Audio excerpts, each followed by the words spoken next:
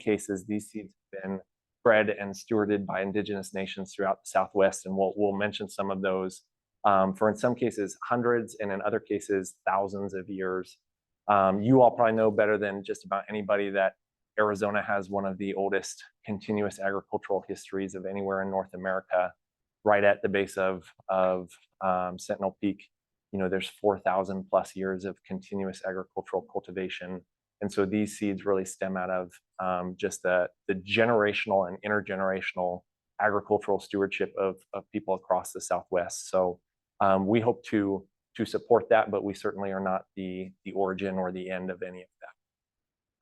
If you'll go on to the next slide, Native Seed Search was founded in 1983. So kind of over the course of this whole year, we're celebrating our 40th anniversary, which has been really exciting.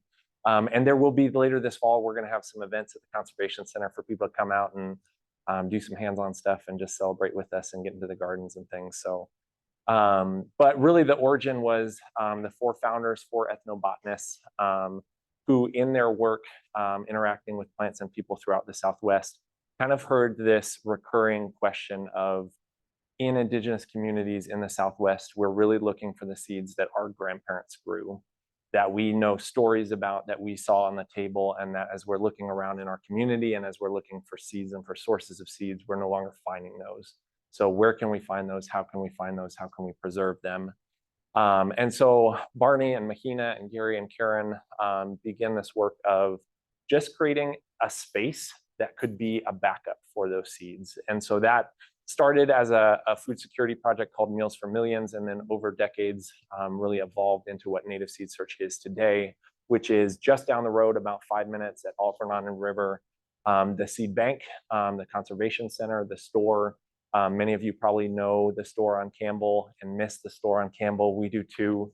We're all online right now, but really that's just kind of a step to continue to focus the energy and the work on the conservation, on the seed bank, and really a big shift. Alexander, our executive director, has really led the way in us, really trying to re-engage our energy, our effort, our support into partnerships with tribal farms, tribal gardens, and making sure seeds are being grown and accessed and used in communities of origin. So that was kind of the start. And as we go over to the next one, you'll see what that turned into over especially the 80s and 90s.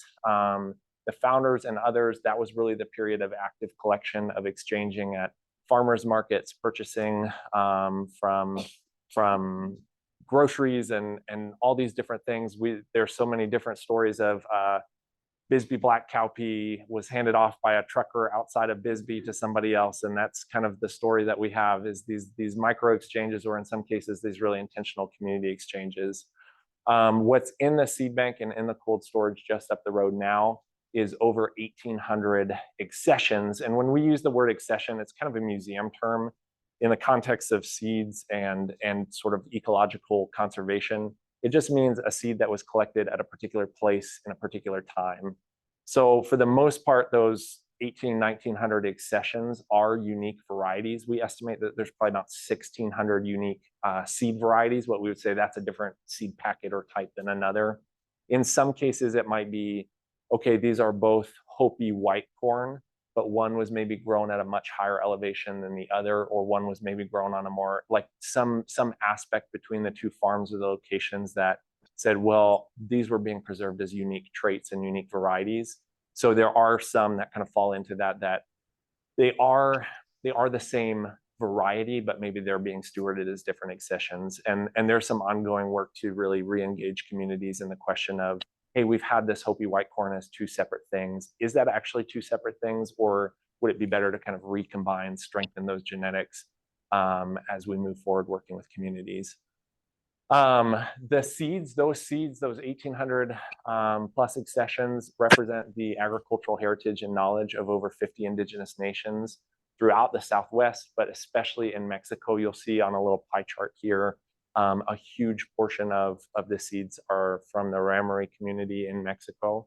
So there's just a really broad range of indigenous communities represented, and about 70% of the seeds that are in the bank have a connection to a particular indigenous community and location.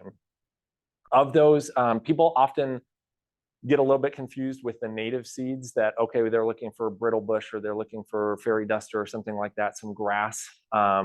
Borderlands Restoration Network and some other groups like that are really doing preservation of wildflowers, native plant species, grasses. Our focus is really on indigenous affiliated crop species. So of those that are in the bank, over 90% of them are directly food crops, whether that's a wild ancestor, so something like the chiltepine, or a kelite, something that in some places might be considered a weed, but in other places is a really key part of cuisine.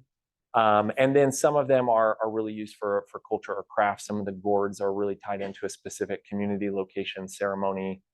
Tobacco comes to mind, devil's claw for basketry. So there are some of those that are kind of on the fringe of food, but the real core element is desert adapted and arid adapted food crops. We also offer, if you've ever purchased seed from us, you may have seen some really common varieties. We also offer through the store seeds that are not part of our core collection of arid adapted or indigenous affiliated, but seeds that we just hear gardeners know, gardeners want, and that we know do well. So that's kind of an additional partnership that has come in the last 10 or 15 years, is offering some of those varieties that really thrive in the Southwest that maybe don't have a generational, several hundred year history, but do well and people are looking for. So if you ever see those aren't necessarily things that we're growing out every year in the conservation garden to steward. They're just things that we're working to make sure people have access to and know and like. Yeah, we'll head over to the next one. This is just a little peek. So if you've seen the big salmon colored building over there at River and Alvernon, we're right across from Brandy Fenton Park. Inside, there's a lot of things happening in this building, but kind of the core and heart of it is this seed bank. So inside of that, this is a general storage room. It's usually between 40 and 45 degrees in order to maintain the seeds for as long as possible. The things that we're looking for are dry, cool, and dark. And the idea behind all of that is that every seed is a living being. It is actively breathing and respiring. It is a seed embryo. And so for all different types of seeds, they have different lifespans. The estimation is something like a pea seed, if you just put it in your cool, dry, dark counter or wherever you keep seeds in your house, that will probably be viable for 2 or 3 years. If we can kind of create ideal storage conditions where we're not stressing the seed and it's not respiring and it's not burning through that carbohydrate reserve, we can extend that quite a bit. And one of the rough rules of thumb, this doesn't hold true in every situation, is for every 10 degrees and 10% relative humidity that you can drop the storage conditions, you can effectively double the life of the seed. So instead of 2 years, we recently planted a Spanish pea that hadn't been planted since 1989 at the conservation farm. And instead of having only 1 out of 100 come up, it was still in the like 80% germination range. And that's also a big part of what we're doing at the conservation gardens. Our focus on this property here in Tucson is to really focus on seed regeneration for the bank. So taking one of these seeds that maybe has been in there for 15 or 10 or 20 years, getting it out of the seed bank back into the ground and refreshing it so that the stock that's in the seed bank is constantly being renewed. And we don't get into this kind of pinch where, okay, we're pulling out this, it's time for it to be regenerated and it's germinating at 3% instead of, you know, whatever we're trying to do. So in some cases, that means the planting is really unique. We had a Dolores de Hidalgo garbanzo bean 2 years ago that was germinating at about 3%. So in order to get a good, healthy population and maintain the genetics, we planted in a single row like 1,400 seeds. And then that got us to about 60 plants eventually, which was enough that we could harvest what we call a regeneration sample. And a regeneration sample it's enough seed to maintain a genetically healthy population of that seed type. And those also vary in the same way that different seeds have different lifespans, different plant families have different needs for the like passing on of the genetic strength and integrity.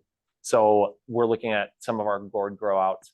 We maybe will only have to hit like 15 plants. That's enough to really maintain the genetic strength across generations. Whereas something like corn might be closer to like 300 or 400 plants that we'd really like to have to keep it strong and vigorous. So that's what's there, and that's what we're doing in those gardens around, is really focusing on oldest seed, weakest seed, most finicky seed. And then we're working with our partner farmer network. Our colleague Andrea works with about 40 farmers all across the Southwest. And then the goal is really that we would refresh the seed and then get it as close as possible back to communities of origin, so that a Pueblo variety from high elevation in New Mexico, maybe we can eke it out for 1 year here. It doesn't really want to be here, and we don't want it to adapt to the low desert. So we'll try to refresh it and then kick it out to a partner farmer in the right conditions, so that the adaptation grow outs are not happening all in one location, which is part of, if you know of the conservation farm in Patagonia, a big impetus for us moving from Patagonia to this smaller scale in Tucson is to really refocus on regeneration, starting that process, and then really rely on partners in this network of farmers to do the ongoing adaptation, so that a Hopi seed stays adapted to Hopi conditions and all of these other different ones. And the seed bank, I think maybe on the next one, actually, before I move on from this one, I'll just mention that the deep freeze, we also have a deep freeze. So everything that's in the cold room is also in the deep freeze, where it's about 45 degrees in the cold room. The deep freeze has a dehumidifier. It's about 0 degrees in there. So those are the backups, the original seed donations, backups of what's in the general storage. And then we back up our backups at the USDA seed bank up in Fort Collins.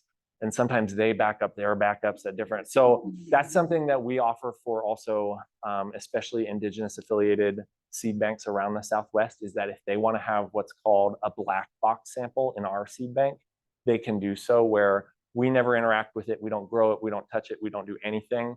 But if you want to have it here so that if anything happens, that's just like an exchange that we can do with other seed banks around the Southwest. You may have to click a couple times. This has a cool little picture, but makes you click through. So here's just some of the representation of the seeds. You'll see a number from around really close here: Autumn, Yoeme, Yaqui, Mojave, but really a huge portion from Mexico, the Maya, the Raramuri, Pueblo communities really represented in there, Mount Pima. So again, these are not native seeds. These are seeds from communities all over the world in the Southwest. As far south as, I don't know if we've got a picture of the map in here, but the collection extends as far south as Guatemala and Chiapas, Mexico, and as far north as sort of lower elevation Colorado and Utah, and then kicks all the way to coastal Baja California and California coast, and as far west into Western Texas. So the really unifying trait, the majority of the seed bank is Sonoran Desert locations and growers. But the unifying trait is heat adapted, arid adapted crops that can thrive in saline soils, low organic matter soils, high heat, high drought conditions. So some of those that are even, we're growing a bunch of Chiapas tomatoes right now. They're really adapted to that coastal climate, but they can also handle the heat here. So some of those really thrive in different locations, even if they're from originally a different location or community.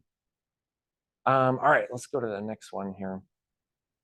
This is just, I think, another that, again, you all have probably know this and tell other people this, that's why you're doing what you're doing, but it just gives a good glimpse of just over the last, in particular, century, in the 20th century, a huge portion of seeds that were available to people historically are no longer in any kind of commercial exchange or commercial growing.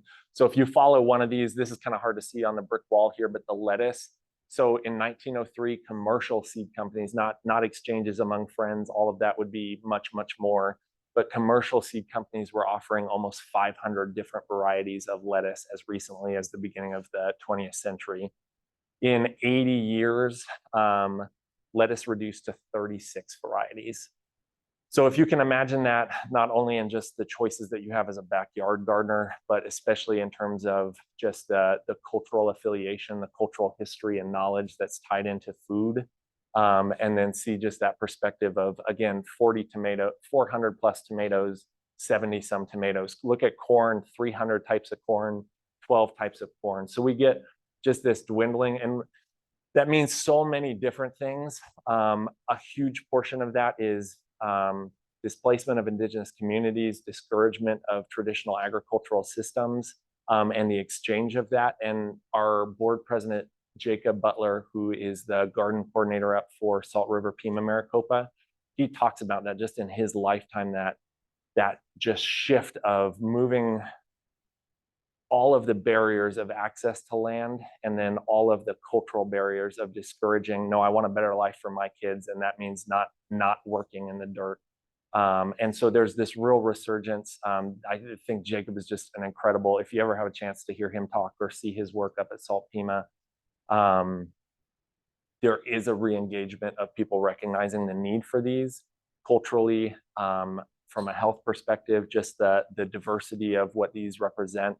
In our seed bank, there are 570 different types of corn represented in the seed bank. So when you compare that to the 12 or 10 or 15 that you have access to commercially, different sizes, different colors, different uses for pozole, for matzah, for popcorn.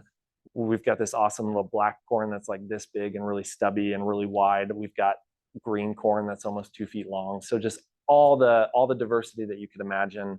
And the real goal here is to re-engage communities of origin and make sure that their seeds are accessible to their communities and their farmers. And then from that would just spill over into access for as many people as possible. And the real conservation model for Native Seed Search is that access is conservation. So the more people who are growing these plants, who know them, who have tasted them and shared them, the safer they are. And the other part of that too is just, if you look at just the history of agriculture just in the last couple hundred of years, the worst things that have happened are a result of just genetic fragility and of not having enough diversity. Diversity is resilience, it's strength in the face of disruption. So when we get to this point that we only have every banana I've ever eaten in my lifetime is one variety, then that gets sick, and then we have this massive problem. Whereas if we have 570 different types of corn for every elevation, soil type, condition, community, there's not only more choices and more flavor and more access, but there's so much more strength and resilience and protection in the face of disruption. So that's a big part of what this is about as well. All right, let's look at the next one here. Yeah, okay, so with that, we'll pass it over to Monica to talk a little bit about how can you all plug into this and what does the Partner Gardener program look like for Native Seeds? Yeah, as Joel was just saying, to echo that message, the strength of seeds and the resilience of seeds is really in people growing them and being in relationship with them. And I think that's a way Native Seeds is a bit different than other seed banks. Is our goal is not to have them in cold storage, in the freezer, in the cold room. We really want them in people's hands, in the soil, and people having active relationship with them. So one way we are working on doing that as Native Seeds is working with local growers to grow out a specific variety within their backyards over the course of a season, and then come together at the end of the season to process the seeds together, mix them all up. So we're mixing up the diversity, send you home with some as well.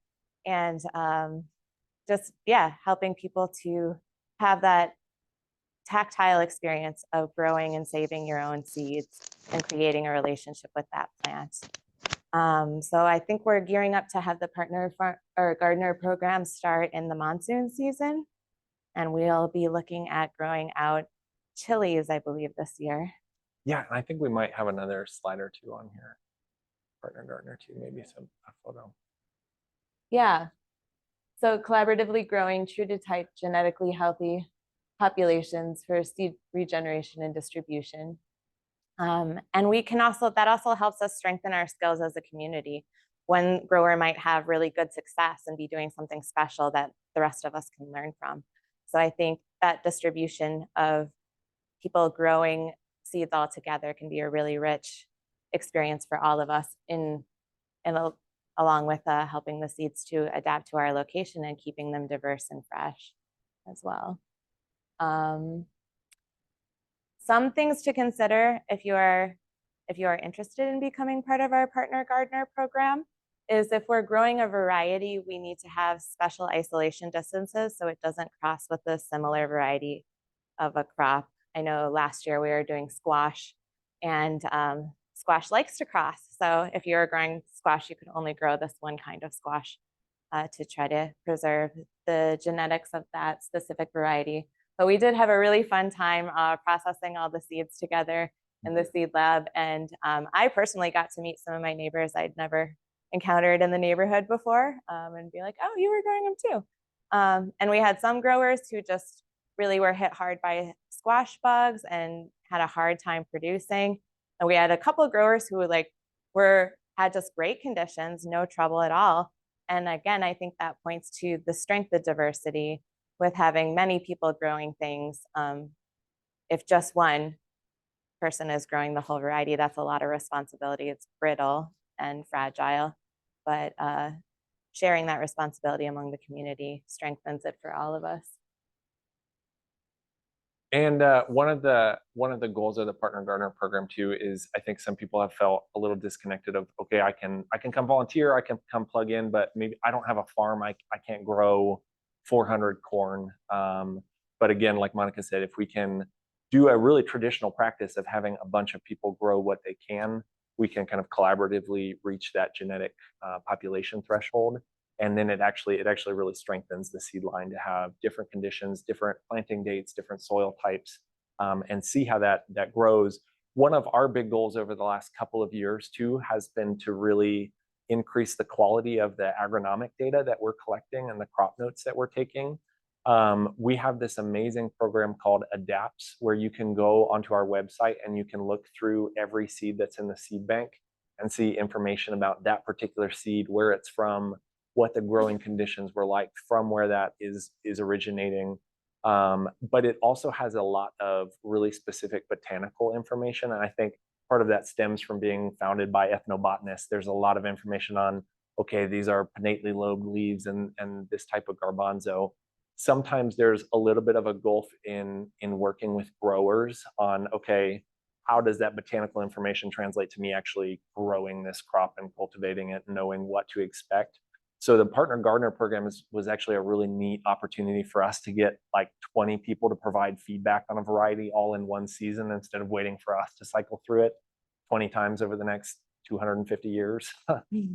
So that was really, really valuable to have Helena put together a really nice grower feedback sheet of what were you seeing, some questions for you to take observations of flowering times, how it did in different temperatures, droughts, swings, freezes.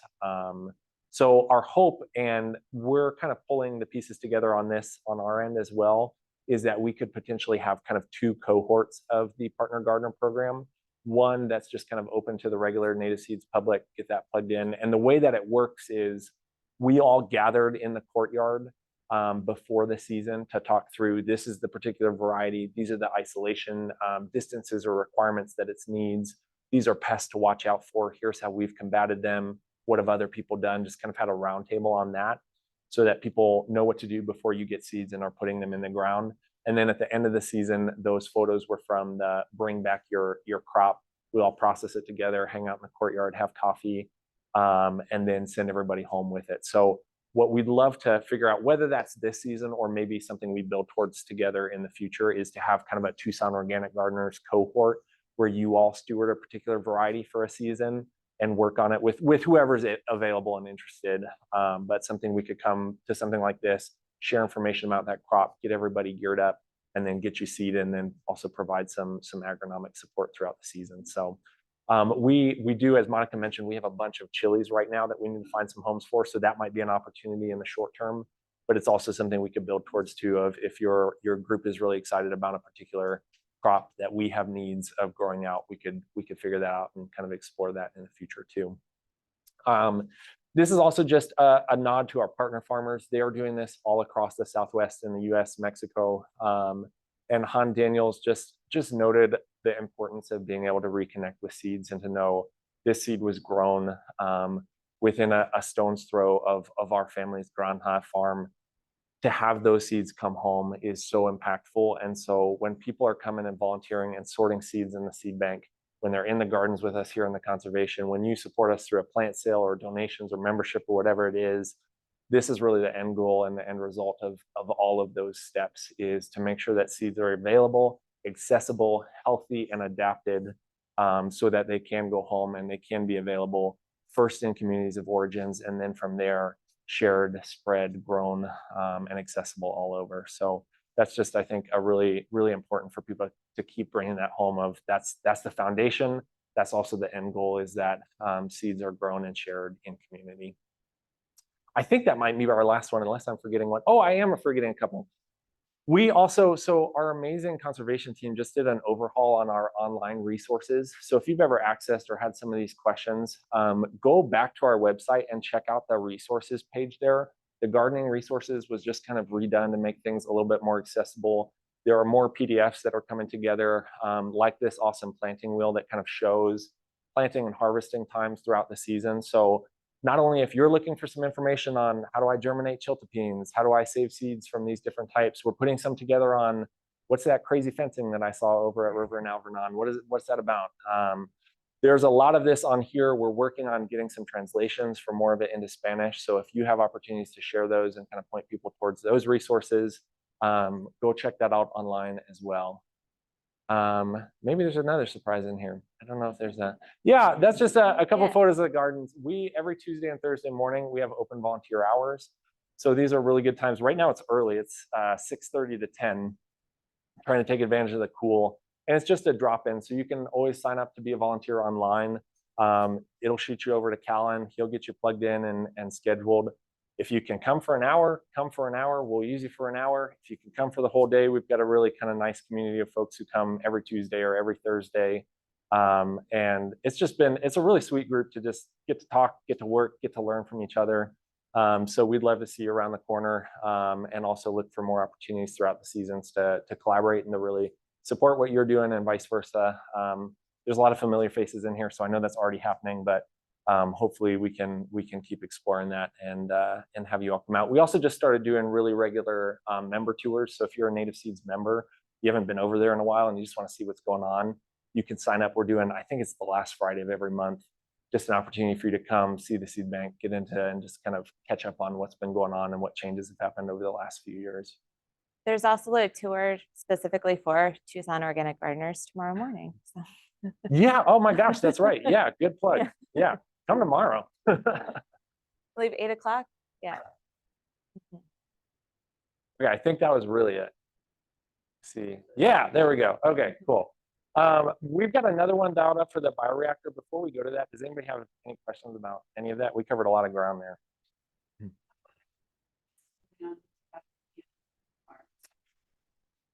It is, yeah.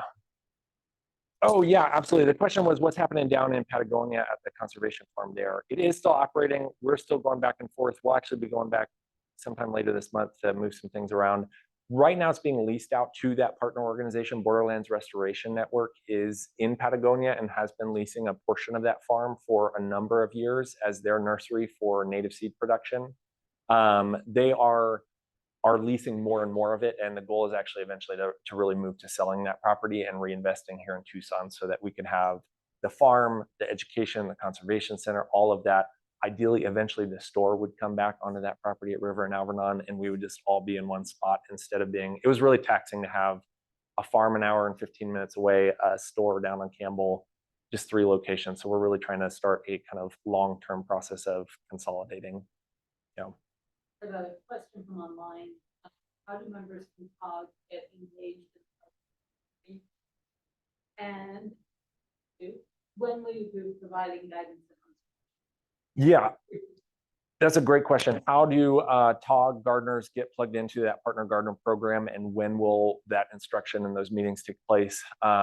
We've had a really busy summer, so we've had a lot of our staff out in the field doing some different trips and educational things. So we have a meeting this coming Tuesday to sit down and flesh some of that out. If we get our ducks in a row, it would actually be really soon. The partner gardener would roll out at the end of June and would be ready to plant with monsoon. I'm curious to see if we're ready for that. If not, we'll look to build either in this fall for a winter planting. Our real need is warm season stuff. So we may just lay the groundwork with TOG this year of what's that going to look like? How can we get people plugged in, and then really build towards diving into it this coming year. But we do actually have kind of this opportunity where we just way overproduce some of these Del Arbol chilies that we need to grow out. So that might be actually what we could do is we've already got some chili starts ready to go that need some homes. So we will I'll send over to Keith or to one of you in the next week or two information about, are we going to try to jump on it this year, and just get a kind of a sense of, are people ready and interested in that? And if not, we'll just kind of lay the groundwork this year and then start getting into a rhythm for future seasons.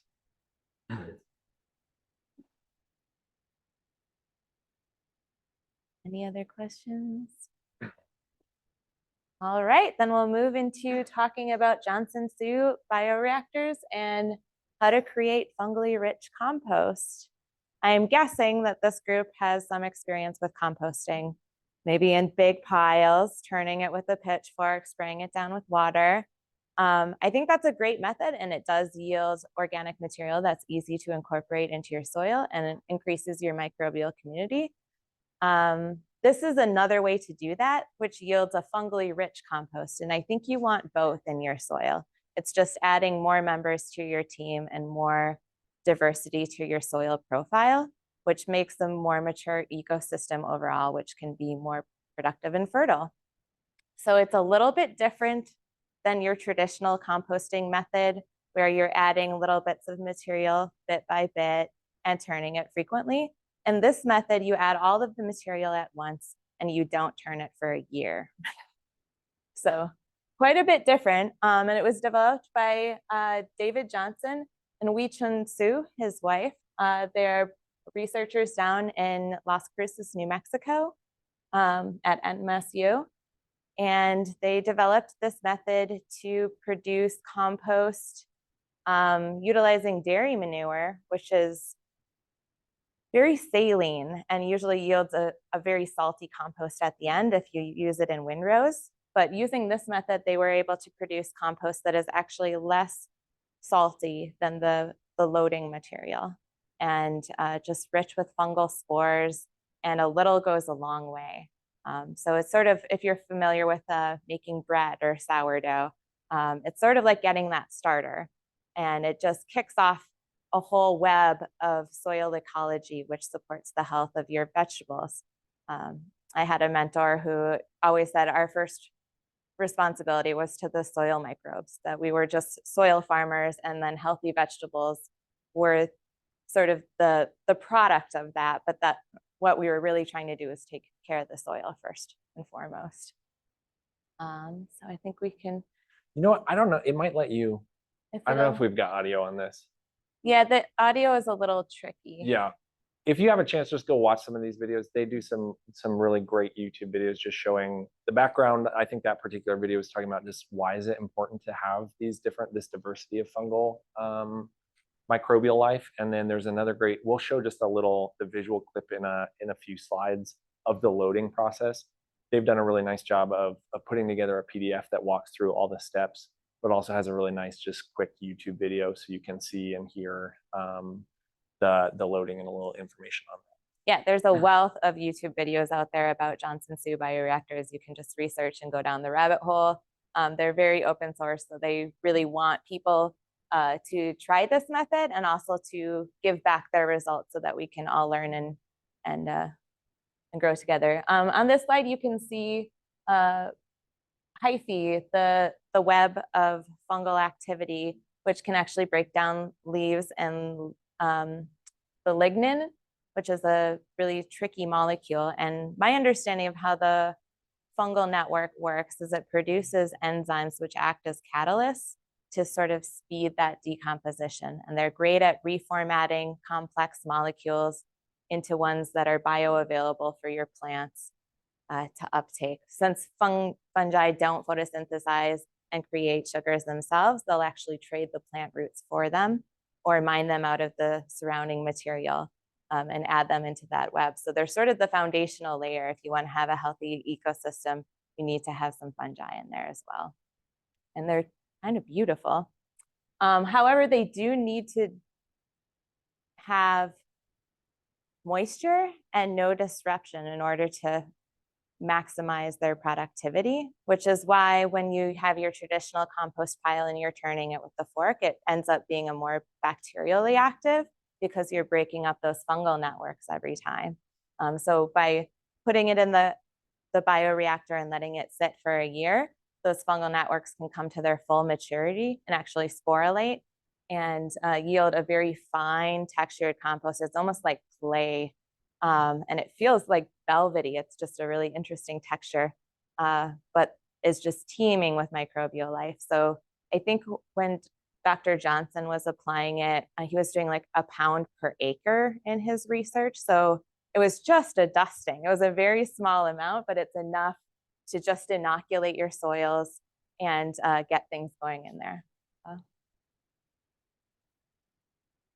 Some of the benefits of having fungi in your soil: improves nutrient availability because it's going out and finding nutrients and then trading them to your plant roots. Supports water infiltration and retention. I believe that's because it just helps to support a broader community of organisms within the soil. So instead of just having the water drain through it, it's captured and held in the bodies of these different organisms and stays there longer. It increases germination rates and crop yields. I believe this is because it helps to break down the seed coat, and also when the seeds come out, then they're inoculated with the fungi right away, and just increases their absorption zone within the soil of what they're able to access.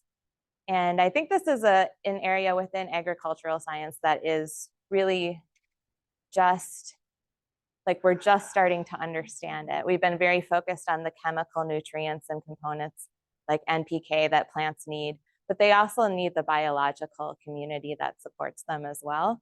And I think the work that Dr. Johnson is doing really is pioneering a lot of our understanding in this area, but there's more that we don't know than we do.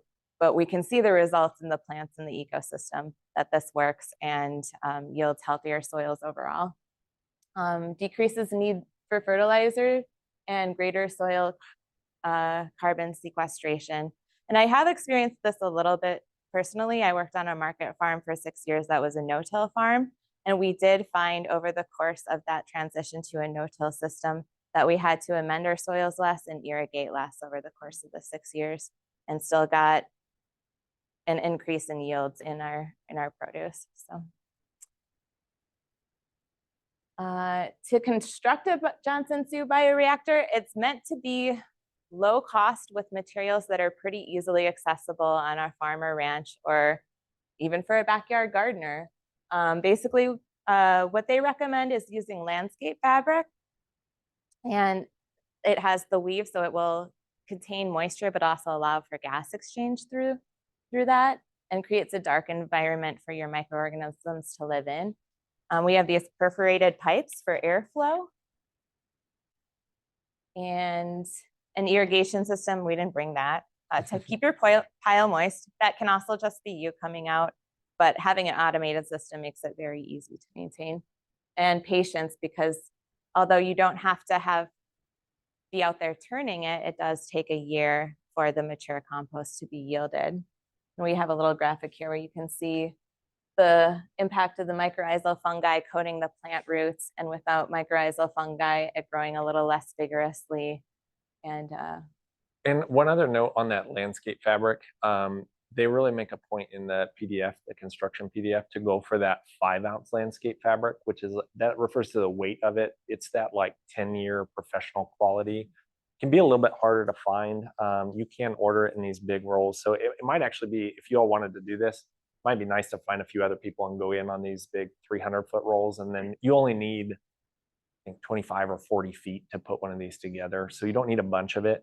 But having that heavier weight really helps, because you're going to load this, like a full one is, with like hundreds and hundreds of pounds of compost as it's wet and filled to the brim.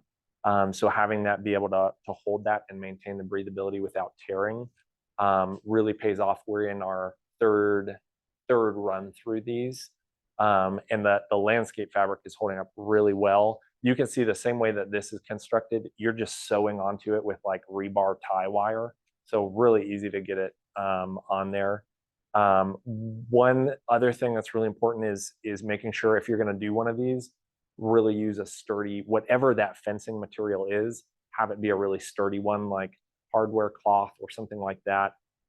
We've got 3 of them going right now. and we made a third because our second one collapsed over the second season. There was a weak spot, so it started leaning and leaning, and then it just went down. So you'll see it in one of the pictures. yeah, so it is worth it to like, they recommend one of the options that's just easily available is like that concrete remesh that you can buy a panel of. We use these cattle panels just because we had a bunch of them and they were already sitting around, so they've worked really well. But whatever it is, if it's like bent or weak at the bottom, find something else, because we're replacing it now, and if we had just used a stronger one, we probably wouldn't be doing that. And then the one other note on the irrigation is, you can do it with just like half-inch polytubing. You'll see in one of these videos kind of the setup. It's very simple things that you would already have if you've got a drip system. It runs for about 1 minute a day in the winter and about 2 minutes a day in the summer. And the goal is, because everything's going in wet to start, you're just trying to maintain this about 70% moisture content. So you're not putting in a bunch, because you're not trying to leach and strip stuff through there. If it's spilling out the bottom, there's a little too much water. You're just trying to maintain that moisture. So if you can reach in, kind of like other compost, if you can reach in and squeeze a dropout, that's great. If it's wet and soggy, it's gonna collapse and lose some of that airflow, which is important. So it's not a lot of water. If you can set up a little automated one, you can just kind of set and forget, which is what we really love about it. Mm-hmm. And I guess it's important to note as well, this compost system, I wouldn't have believed it. It doesn't smell and it doesn't attract flies, because no piece of compost within there is more than 1 foot away from airflow. It's a very aerated pile. And with the moisture content, the fungi can spread and maintain their life cycle. So it's a really clean, easy way to compost. And just, oh, I guess this is another photo showing the mycorrhizal fungi coating the plant roots. And another thing we noticed at the farm with our no-till system, which encouraged the mycorrhizal fungi pathways, is increased resilience to pests, because the plants were healthier. They have their own immunity and defenses against these pests. And I think the mycorrhizal fungi also work as a warning system for other plants nearby. If they're being attacked by an insect, they'll warn their neighbors through that network that also sends communication signals as well as nutrients. Yeah, I'll start talking a little bit about construction, how we've got photos of our first time putting one together and then our third time putting one together, and just some of the adjustments that we've made over the last couple of years. I'll also add a disclaimer. I put a little disclaimer at the end. Monica and I aren't sponsored by Johnson Sioux Bioreactors, so we don't like fans. Yeah, we have no real ties to this beyond we just really like that it is the coolest to be able to make something low cost with source materials that just creates a different level of diversity. The research that's being done on these are being evaluated for a lot of those different metrics of soil carbon sequestration and fungal growth and all of those different things. We talked about it on our farm. We don't really care if it hits those or not. We care about just trying to stack as many of these different approaches as possible, so that if we can just hit a different way, maybe it's not hitting exactly the, whatever the metric is that it's being evaluated for on a commercial use, but it's definitely different and it's definitely good. And if we can stack a bunch of these low cost, low energy ways to just add different diversity, that's something we want to do. So we'll talk a little bit more about some of that at the end. But I just want to say, this isn't like, and I really try to say this whenever people come through Native Seed Search and through the gardens, is like, we're never in our education trying to say like, this is the way to garden or this is the thing that you should do. Gardening and farming is so based on experimentation and adjustment and observation. And so this is a tool that we've been using for about 3 years and we still like it.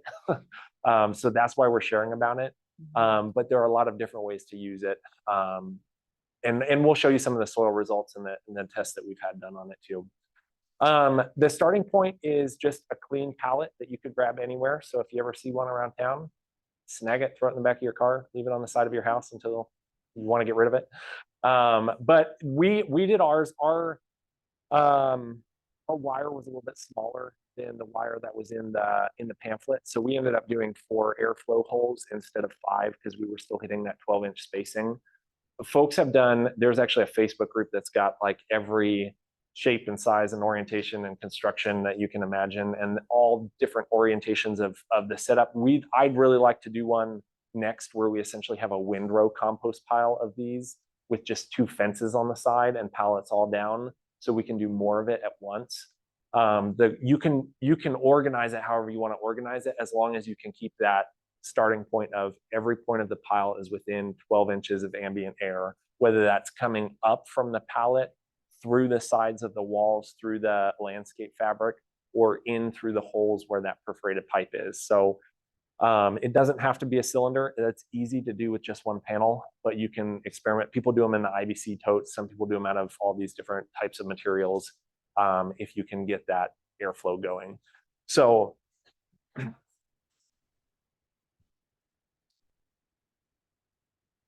May not building a 6-foot diameter. yeah, great question. So there is not, the question was, is there a minimum size? My understanding is that unlike aerobic bacterially dominated compost, where you really do need to get, they often use that like 1 cubic yard in order to really get the heat up. You're doing a long, slow, essentially cold compost. So you do need to, it was built so that it can hit that high heat in that first thermophilic stage, so it can go through kind of, there are state composting checklists or things that it has to do to be able to sell and use the compost. So this is built big enough that it can hit that temperature and reach that like pathogen sterilization in the thermophilic stage. If you're doing it on a smaller scale, they do make these in like half size. So you could just cut it down and just do half the size. You'll still get a good fungally dominated. If you're following everything else, you don't need it to heat or be as big. So you can definitely pare it down. One of our volunteers pared it down and did a half size, but we'll talk about Phil. He did only wood chips. His is still breaking down several years later. So eventually you're going to get where you want to go, even on a small pile. It just may be a question of like time and breakdown in your fill materials too, but you definitely can do smaller versions than what we're going to show. You just use a jigsaw to cut holes through the pallets. If you can always add more boards too. So if you're trying to cut a circle through a spot where there's nothing on the one side, you can just slap more boards on to fill the space, or do a little support, just throw a brick underneath to support it. Those are just going to allow a spot for your pipes to drop down into that circle. And this is the part that you really want to check and just make sure where you're locating those. Does every part of the pile within 12 inches of air through the pipes or through the edges? If you go over to the next one, this is after you've wrapped it. So you've got the landscape fabric on the bottom as well, just to keep that together, and so you're not losing all of it through the gaps in the pallet. The next one is going to show the wire remesh. So we're just bending it together into a cylinder. We overlapped ours by a full square of this 6-inch and then just wired it up. One thing we're still trying to figure out is how do you wire that seam up so it's strong enough, but still when we're doing rounds and rounds and rounds of this, make it easy to get in there and pull it out, because it sounded really easy at the beginning to just undo all those ties and open it. But you end up kind of losing the screws that are holding it into the pallet, and they're really hard to find a year later. So we're still trying to figure out, we've just been kind of prying it and just like leaning in there. It's not the best method, but we're trying to think, okay, is there a different way that we can do that that would just make it a little bit more efficient to open it and access? Because theoretically, you're putting all your screws in to the pallet from around and just pinching it in there. We may have just driven ours too far in because we lost them in the landscape fabric. They got twisted and you just can't find them anymore. So if we did a longer screw and just left them open, that would make it a little bit easier for us to go in, just remove the whole cylinder and pop it off. But that's something we're still adjusting. The next one, so there's the perforated pipe. You can just get this at the hardware store. It's the perforated drain fill, 4-inch drain fill pipe. And you can cut that to size. Actually, if you get 4 of these, it makes enough for a big one, and your leftovers are big enough for a half size. So that's kind of nice. And those are reusable. They're only going to be in the bioreactor for a couple days. So ours, we did them, and then we sent them over to the community food bank gardens. They did one over there. They kicked it back to us when they were done. So if you, again, as a group, grab some of these pipes, 10 different people could use them, and you could share them around, just stagger when you're doing them. Here's once they're in. We did a little PVC jig in the videos. He's got this fabulous welded rebar jig to just hold them in place. And Monica was just saying our little PVC jig is kind of failing us. So we may, now that we're doing more of these, we may need to figure out a little stronger metal jig just to hold those. Because if they're not upright, once that gets full of, 800 pounds of compost or whatever it is, they can really collapse. And we do see some of that tunnel collapse. So that's another thing we're working on. How can we get those to stay upright and do something that's really reusable? There's the loaded one. You can see our leaning tower of compost over there on the side. That's been, well, we're going to replacing that one. And again, just keeping everything really upright and making sure that when you load, Monica was saying this when well, you should just say, yeah, what we did this last time. Yeah, from watching Dr. Johnson's videos, he was like, he doesn't pack it. He just kind of dumps stuff in there and lets it settle.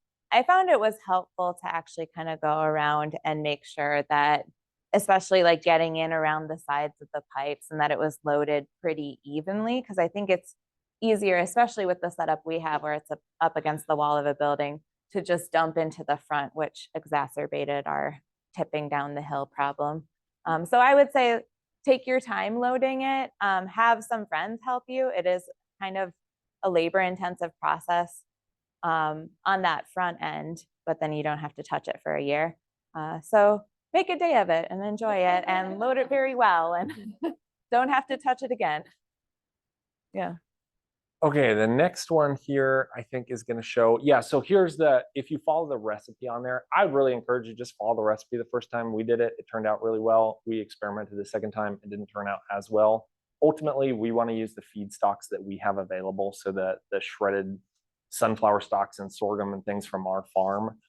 If we have to import and purchase an input for this, it's not really working for us. But at the same time, if you do it this way, it does work. And if you do it a different way, it might work. So I'd get one under your belt like this and have a nice success story, and then that can fuel your experimentation from there. This setup, as he recommends, is 1/3 dairy manure. That's what they were using, just whatever, 1/3 manure, 1/3 kind of a finer wood chip, so not the biggest, chunkiest. We ran ours through a little hardware screen. 1/2 inch was probably too small, but somewhere in between there, maybe a 3/4 inch or less. And then leaves. I was actually up at my sister's house in Denver, and we were driving back. I just took leaves that people had out by their tree and brought them all the way back, and we used those the first time. Since then, we've just used like mesquite duff and tepary beans, like something that's like similarly light, because if you get too heavy, this is going to compress. You want to keep it light enough. It's going to break down about 75 to 80%. So you want to have it nice and light at the beginning, because it's really going to condense. All of them need to be dried or shredded. You can not put wet food scraps in here. They say you can do food scraps, but if you do, you need to lay them out in the sun, let them dry fully, and then you're going to wet and rehydrate everything, because you don't want to have these wetter, more anaerobic pockets in it. You want to keep everything really aerobic, so keeping it light from the beginning helps. And we've really found, we're showing this in our previous rounds, getting everything really uniformly mixed from the beginning just makes it go way faster than having different piles that you're combining as you mix and soak.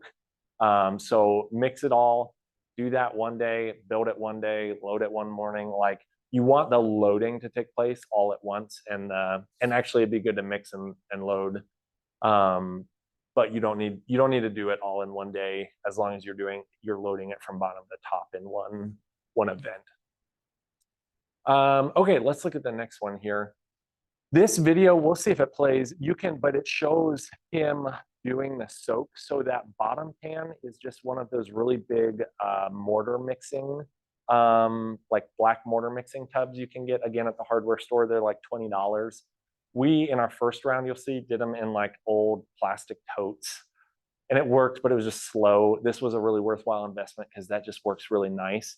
What you do is you load up that mortar mixing with water. And if you have, now that we're in our second and third, we throw a handful of the old stuff in as like the yeast or the starter to get everything inoculated right from the get-go. You're going to have your pile that's already pre-mixed with those different ingredients. And then from that, you're just going to pitchfork it into your water bath. And you're going to use your pitchfork to just tamp it down and get everything evenly hydrated.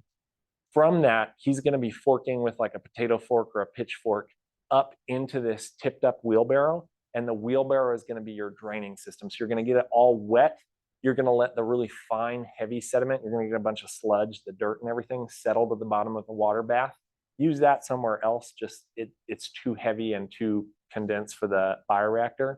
And then once that stops like really running, then just scoop that into those buckets and load it into the bioreactor. So there's a really good video on this, but you can see all the parts here of wet it, drain it, put it into the 5-gallon, and then load it into the bioreactor. Let's look at the next one here. This was our first round, so we were shredding stuff we had around. We shredded some tree trimmings. We shredded, sorghum stalks, corn stalks, things that were just like hard for us to work into the compost piles. We dried them, and they were great in this. We did run through our wood chips just for the first run to keep them a little bit smaller through a sifting screen. You don't have to do that, but the bigger your chunks and the more carbon and big they are, the longer it's going to take. It may not break down in 12 months. It might be longer. So if you're fine with that, that's fine. But if you can get like, again, probably 3/4 inch or less, it'll just speed that process. And then we're mixing. So this is kind of first round, and then we'll skip through to some other pictures here. Oh, my mind, what about like shredded paper? I think that would do great. Yeah, I would kind of, oh yes, the question was how would shredded paper do in there? I think that would kind of fit into that shredded leaves really nicely, because one of the other things that helps is having that shredded leaf component helps everything kind of congeal in that first mixing pile. If it's all still separated, the bigger stuff is going to sink in the water bath. But if you mix it together, the shredded leaves or shredded paper or whatever it is, the tepary bean hulls did this really nicely. It kind of binds the manure to the wood chips to that, whatever that shredded component is. So yeah, I think that would probably do really well. It's carbon and it's light, so it'd be a good fit for that. I would work it into that leaf component. Here are just a couple other pictures of our first round. We only had one station of this, so the first time we loaded these, it probably took us like 8 hours one day and 6 hours the next. It was a really big process. And this was loading. We just used straw bales to kind of have a step and get in there. If we skip through to these next photos, here's the irrigation system there, just a little halo with some down sprays and some shrubblers, enough to get the water to penetrate the whole pile and go all the way down. In earlier rounds of the bioreactor, they had you drill little holes into that halo tubing, so the water was spurting straight down. It is harder to link those together because you don't have any regulation of how much water is going through the system, so you can lose pressure if you do a second and a third. And since he's also talked about in other videos, just going for those kind of like tree down sprays that you can just stick a bunch in there, you have a little more control over it, and you can always add and take away those. Whereas if you drill through the pipe, you just got to replace the whole halo.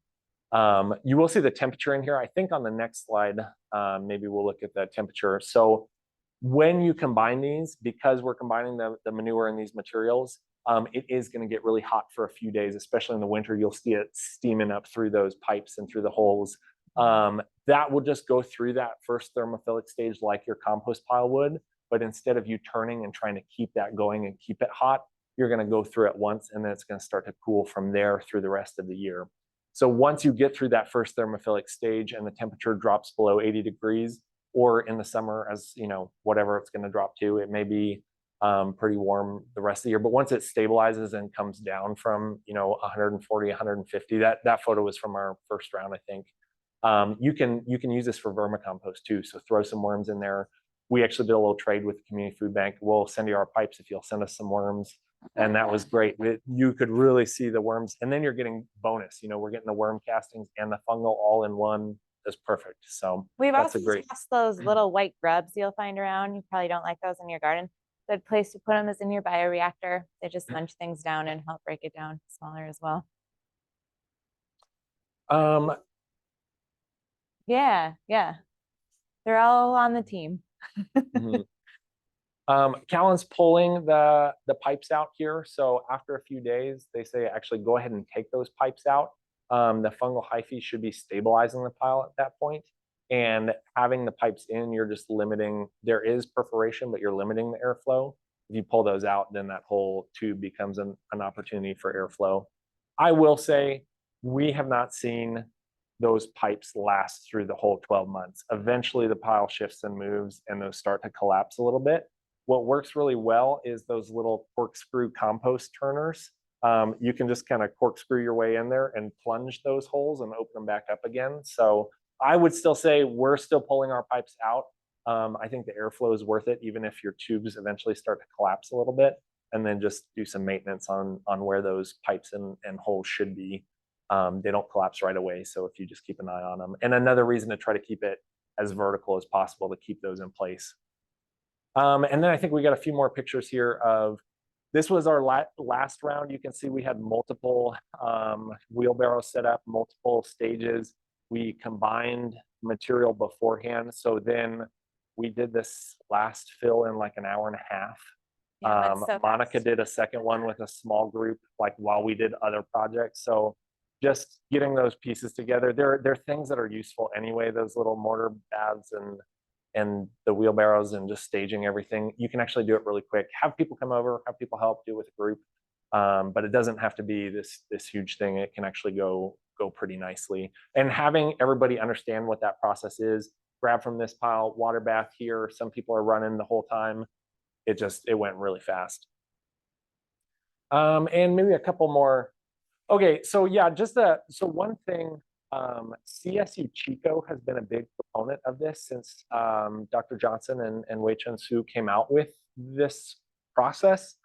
They've been doing a lot of research through New Mexico State. They've been doing field trials. And CSU Chico was hosting on their website a like bioreactor registry of places all over the country and around the world who are trying this out. What was your fill material? How'd you do it? What were your results? They have since pulled that off the website and some of those resources off the website. And they gave a little explanation of just there was so much variability that they didn't feel like they could really like support some of these claims of the amounts of carbon sequestration and some of these different uses. That said, these are still being used. There is a lot of field data of this being used and having really positive results on a garden scale and on a field scale of many hundreds of acres. And that just kind of goes back to like, we don't think this is the only ticket or the only way to do compost. It's just a really nice tool in the toolbox. We took our finished product, and Grant Timms is actually a farmer. He's in the green hat over here, and Daisy was one of our farm apprentices last year. He went through the whole Elaine Ingham soil microbiology field testing thing. So when we went and visited him, he was doing some seed growing for us out near Red Rocks and Picacho Peak. We threw this stuff under the microscope, and he went through the whole thing and took photos and pointed out. So we did see a lot of biological activity in that finished compost. And this, you can see that big line there. He pointed out, yeah, that's the start of a fungal hyphae. So they get to this spore stage where essentially they've eaten everything in the pile, and then they're just ready to replicate. And that's what you want. So you can really use that as your inoculant across your garden or farm. And that's why you don't need a lot. You can use it as a compost, but you're really using it as an inoculant or kind of a tea, basically. So anyway, there's a lot of noise. There's a lot of kind of back and forth online about the big scale applications of this. We really like the small scale, and we've been really happy with how we've used it over the last couple of years. So you mentioned,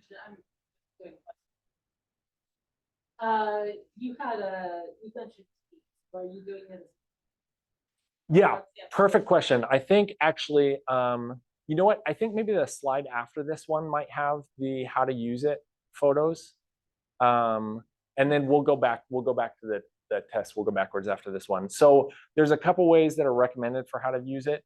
You can just use it as a compost. I talked to a couple farmers out in New Mexico who did trials of just growing tomatoes and chilies and just heaping this stuff on it and having just super awesome grow outs. And I think part of that is like, it's all of those beneficial things that are happening, right? You're composting, you're doing this fungal inoculant. If you're adding the worm castings, you're getting all those benefits too. So you can just use it as a compost. You're waiting a whole year, and at the end, you're getting about 20 to 30% of what that full thing was. So it is kind of gold. And if you can spread it out, that's what these other options work. And that is really productive to use as compost. But again, you kind of burn through it.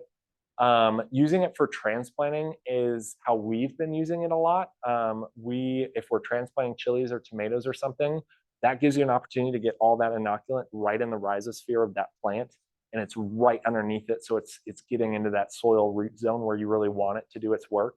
So that's my kind of favorite thing, is just throw a tablespoon in underneath your plants like you would with vermicompost or something else. We also sift it into our potting soil a little bit just to like get it in there and have the roots inoculated that way. We've had really nice looking starts this year, and I'm hoping, I don't know, but I'm hoping some of it is that inoculant and that mycorrhizal happening.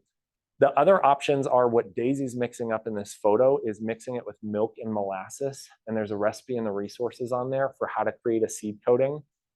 Some farmers and producers are doing this in like a cement mixer with all of their field mixing before doing like a grain drilling across a whole field. So you can coat, like a lot of the F1 hybrids and the different hybridized seeds are coated with different inoculants and chemical inoculants and all these different things. This is just doing a biological version of that, where it's helping break down the seed coat, improve germination, and then as soon as that root breaks through there, it's picking up all that inoculation too. So it doesn't take very much at all to do a ton of seed that way. And then the other option, so the other thing that we've really done, we have done a little bit of the seed coating. We've really used it for transplants and potting soil. And then we've done a little bit of this spraying where you will essentially make like a compost tea out of it. You'll screen it, drain it, and get that into an extract. And that's what really goes a long way. Like just a little bit of the finished compost can cover a ton of foliar spraying or soil drenches through an irrigation system or just by watering it in. There is, like, a lot of the dialogue that I've seen online is, how do you screen it in a way that your sprayer has a big enough opening to let the microbial life that you want be applied, or are you losing some of that on your screen? So that's just something to be aware of. But we've done a little bit of all of those. My favorite way on just a garden home scale is just transplant with it and then kind of inoculate that way.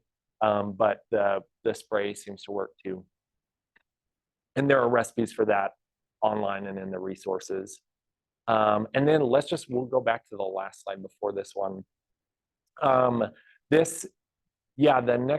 next one over with the soil test result. No, you're good. This was just why we feel good about it and feel good about talking and encouraging people to try it, is we did have soil testing done on the finished product. And we saw, you can kind of see a little bit of the commentary over there. We did see really that it was fungally dominated more than bacteria, really good range of different biological. So at 8 in the morning, a meet and greet? And then I threw this in here because this was the thing that like sold me, is a couple of weeks after we did the soil test, the soil testing company emailed us and said, hey, are you selling any of this stuff? Like, we'd love to put you on our registry of like really high scale producers. And we're like, oh, okay, that's great. We just set it. So an 8 in the morning meet and greet? If you can do that where you're not sweating, you're not turning things over, and you're having a really microbial diverse compost, that's a win for us. So that was kind of our positive and encouraging results that we saw, is the activity on the screen under the microscope, a good soil test result. We've seen good results in the field. And again, in the field, we've got 100 different variables. So is it this? Hopefully, but hopefully it's other things too. But then just good feedback from the company doing the soil test too. Yeah, let's skip forward to here and see if we've got anything else that I'm forgetting here. These are just some resources. We can send this out. The links that are on here too. The first one that's here is the manual that they put together with New Mexico State University. It walks through a little bit of background, how to do all these different steps and some best practices, and then things like the slurry recipe and how to spray it, all that's in there. There's a nice little case study from the field on garden and farm scales from the Valencia Water Conservation District. And then some YouTube videos on how to fill it are on there as well. There's a lot of people trying a bunch of versions of this, so it's a great thing to just keep experimenting and see what works for you, find out what works for desert fills, and we'll just keep adding to this and adding to the conversations. Yeah, did you? So 8 in the morning meet and greet, sir? Yeah, exactly. The second. So we didn't add anything to it. We did ours. Oh yeah, the question was, did we add in the very first round before we had any finished compost, any kind of inoculant? We didn't. The idea is that in kind of the same way you could put sourdough starter out and it will be populated if you have the right ingredients. the yeast or the fungus, the spores will find it. The same thing clearly happened because we didn't add anything to the first one, but we figure in the ongoing ones, if we've already got it and we can speed up that process, great. And you're all more than welcome. Come volunteer in the gardens. We'll send you home with a handful. You can inoculate your pile. So yeah, definitely. That's the end of what we've got. Does anybody else have any other questions or anything you want to? So meet and greet at 8 in the morning. Oh yeah.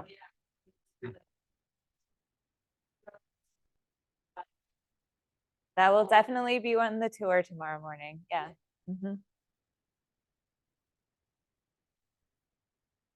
Any other questions? The Thoughts meeting or said experiences to share with composting? Yeah. Dude, they can't hear you.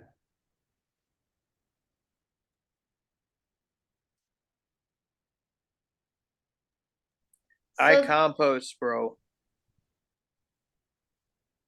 I think it's roughly the same. I think every time it changes a little bit depending on who's there and interested in what topics and who's leading the tour. But you'll see all of the major components of the organization. Yeah. And if you're ever there another time, just ask somebody if you want to see something. I'm sure they'll walk you over and show you the bioreactor or whatever if it's not already part of the tour plan. Yeah, we love to nerd about compost and plants. So. Yes.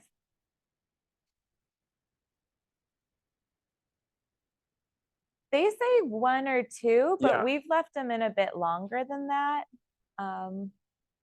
I think my thought is like when it works for you, like sometimes we filled it on a Thursday and we pulled them out on Monday and it was fine. Yeah, I think the recommendation is you can do it as soon as things have kind of settled. So 48 hours should be fine. And even in the bioreactors that didn't work exactly the way that we wanted them to, they still yielded useful compost at the end. So I don't know if we would call that totally a failure when the air holes collapsed or we had the one fall over. We still got good material out of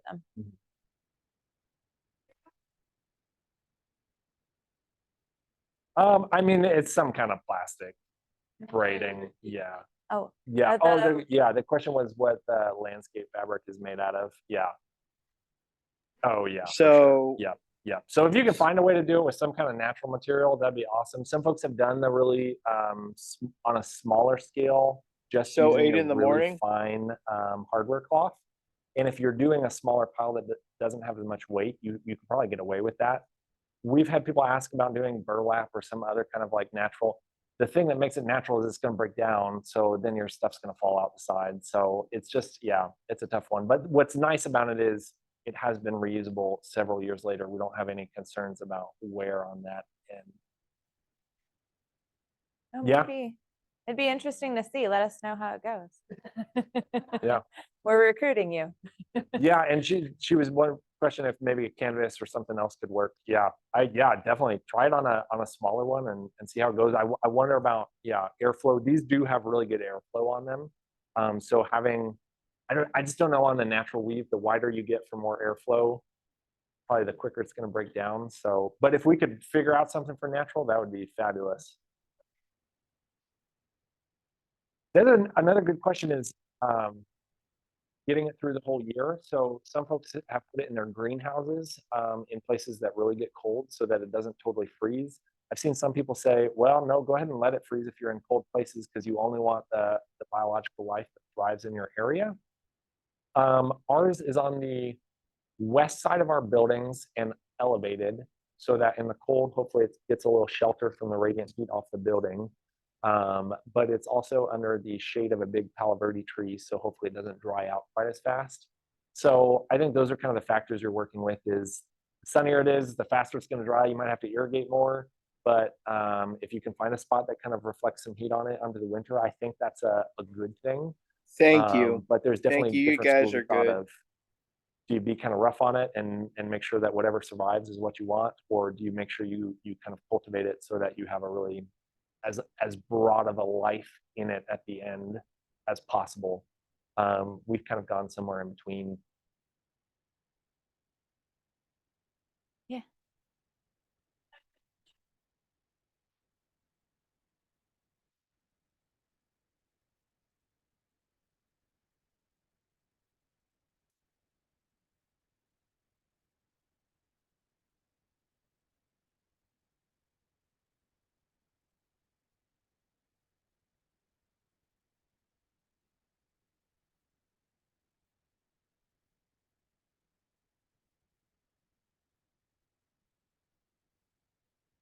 Sure. Yeah, you want to start, Monica? I Oh, probably have a lot of thoughts. yeah, the question was about the specificity of using this compost variety for desert soils as opposed to soils in other locations across the United States. My understanding is that this method was developed specifically in southern New Mexico, relatively similar climate to here, and can be adapted to use the local resources of your area, which would probably influence the biology in the compost afterwards, I would think. And just some of the things like on a practical field level that we've done in Monica's case at other farms in the Southwest here at Native Seeds. What makes desert soil? High salt content, low organic matter, often clay heavy, not a lot of oxygen or pore space sometimes. So some of those contribute to like why are our soils the way that they are. What our soils are really good at is holding on to nutrients, holding on to water.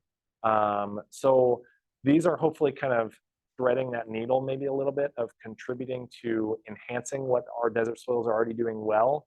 Nutrient capacity, those fungus are bringing nutrient from a wider swath and delivering it to your plants.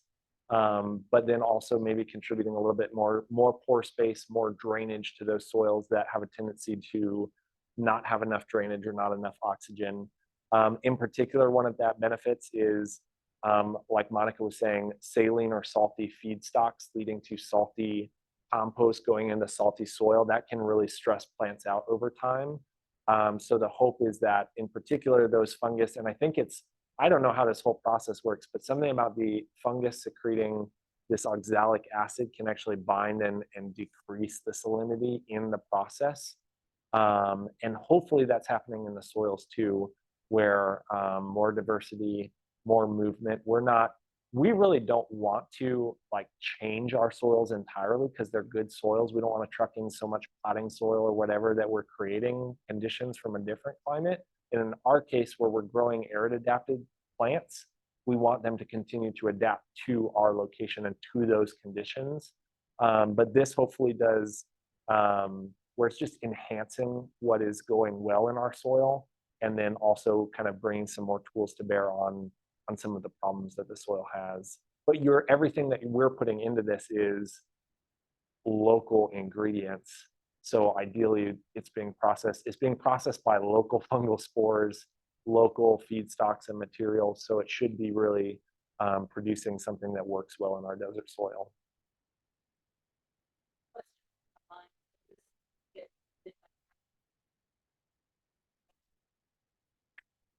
Can the system be tainted by pathogenic fungi like Texas root rot? Yeah, I don't know what you think, Monica. My guess would be, and I'm not a pathologist by any stretch of the imagination, so that's a good question for the New Mexico State folks. I think the benefit is this has a really broad diversity. So usually when that's happening, you're hopefully out competing pathogenic life form, whatever that is. And you're going through these different processes where you are heating it up in that thermophilic stage, and then you're creating really good conditions for beneficial fungi to thrive and grow. I think that's probably totally possible depending on if like you had a tainted feedstock. But in my experience and my understanding, I don't think that's something, it's probably a good idea to get it soil tested once you're done and to see what you're working with. But I think one of the benefits of having a lot of diversity is hopefully you're out competing those sicknesses or those pathogens. I think so. And from the videos I watched with Dr. Johnson, he said it actually worked better than like fungicides in some of the tests they did at NMSU growing green chili, that it outcompeted 40 commercially available products because you are just inoculating with those beneficial fungi and that beneficial community, and creating a more mature and stable environment overall. I think some of those pathogenic bacteria or fungi can happen more in unstable soils or less mature ecosystems. That's part of the process. But I think the benefit of this system is you're letting those fungal ecosystems become mature in the bioreactor before you put them in your soil. So perhaps limits some of that instability. If that makes sense.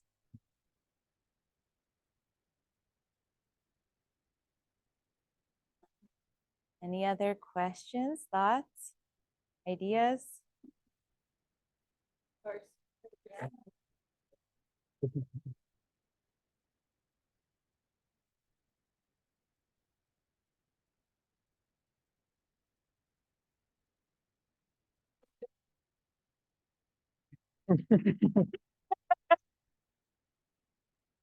Awesome. Wonderful. Yeah, go forth and bioreact. Yeah. And then come help us on Tuesdays and Thursdays. Yeah.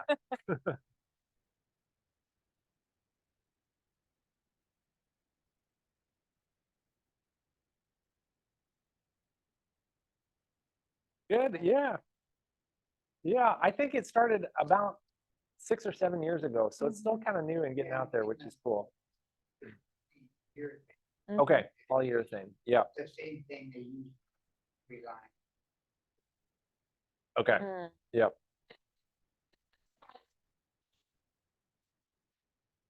This is a half size.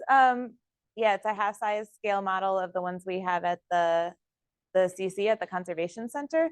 But I'm tempted to like put some stuff in it and see Yeah. what it does. Yeah. That's a good question. Yeah. Yeah. Thanks for having us. Yeah. Yeah, really appreciate it.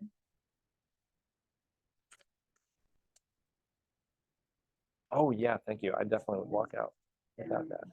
We're learning a lot. It's fascinating. There's so many videos out there. I really encourage you to seek them out. Thank you. Did you all record the Zoom for this? Yeah. Is that something that you'd be willing to, could you send that over